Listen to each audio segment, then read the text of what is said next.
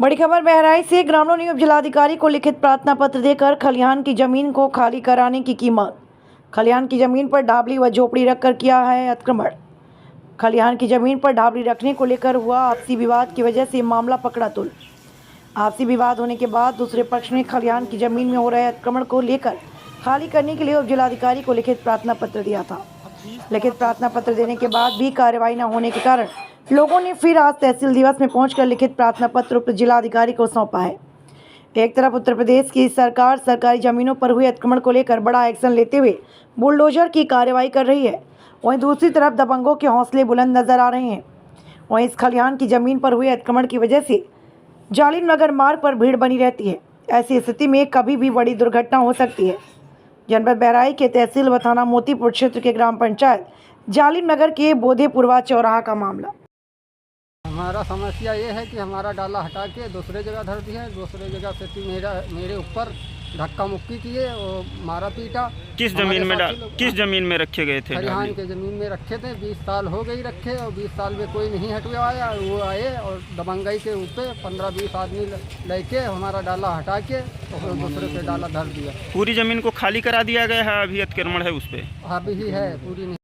डाला सब हटा जो हमको मारे नहीं है, हमको ढकेले ने डाला हमारे पलट दे तो सबके डाला हटा, कोई के न रहा।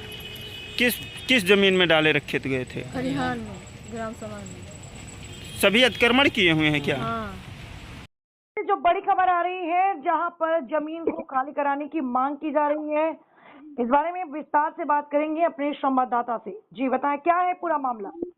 जी, बहराइच के मोतीपुर तहसील के थाना मोतीपुर के जालिम नगर गांव के बोधेपुरवा चौराहे का मामला है। जी, यहाँ पे दो पक्ष आपसी लड़ाई करी। पहले इन लोगों ने मारपीट हुई है, उसके बाद फिर उप जिलाधिकारी को इन्होंने एक प्रार्थना पत्र जी, की जमीन पर। जी। उस जमीन को, ये क्या जमीन अवैध रूप से थी क्या? जी, खलिहान की जमीन थी जो खलिहान के लिए ग्राम सभा में छोड़ी जाती है। जी, जी, वहाँ पे एक पक्ष ने ढाबली व झोपड़ी रखकर अतिक्रमण किया हुआ था। जी, ये मामला तब तूल पकड़ा जब दो पक्ष आपसी विवाद में उलझे। उसके बाद एक पक्ष ने एसडीएम मोतीपुर को तहरीर दे करके कार्रवाई करने की बात कही थी। जी। वरना ये मामला ही सामने नहीं आ पाता कि जो गवर्नमेंट की जमीन है उस पे भी लोग अवैध कब्जा कर रहे हैं। जो जमीन छोड़ी जाती है कि लोग बच्चे खेल सकें या कोई ऐसा विकास कार्य हो जी, सके। खलिहान के लिए जमीन होती है, किसान अपनी फसल को वहाँ रखे और जो भी उपयोग में लेना चाहे ले। लेकिन ये मतलब एक बहुत दिन का मामला पड़ा रहा है। ऐसे ही आपसी विवाद न होता तो ये मामला सामने भी नहीं आता। बिल्कुल बिल्कुल, ये मामला जहाँ सामने नहीं आता। सबसे बड़ी बात यह है कि योगी सरकार पे जो आरोप लगते आए हैं कि एक पक्षीय कार्रवाई करके, जहाँ देखिए वहाँ बुलडोजर की कार्रवाई हो रही है, लेकिन इस मामले में अभी तक कोई कार्रवाई नहीं हुई है। जी बिल्कुल, अभी तक कोई कार्रवाई नहीं हुई। आगे इस पर अधिकारियों का क्या कहना है?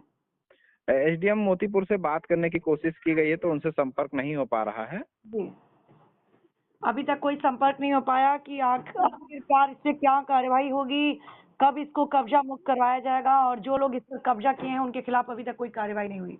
जी, उनके हौसले बुलंद है एकदम कि अभी तक तहसील, उन्होंने पहले प्रार्थना पत्र दिया, फिर तहसील दिवस में दिया। जब दोनों प्रार्थना पत्रों पर कोई कार्रवाई नहीं हुई है, लिखित तहरीर दी थी इन लोगों ने, जी, और उसके बाद जब कोई कार्रवाई नहीं हुई है तो जिस पक्ष ने कब्जा किया है उसके हौसले तो बुलंद होंगे ही। तो बिल्कुल उसके तो हौसले काफी बुलंद होंगे ना कि हमारे खिलाफ कोई कार्रवाई नहीं हो रही है।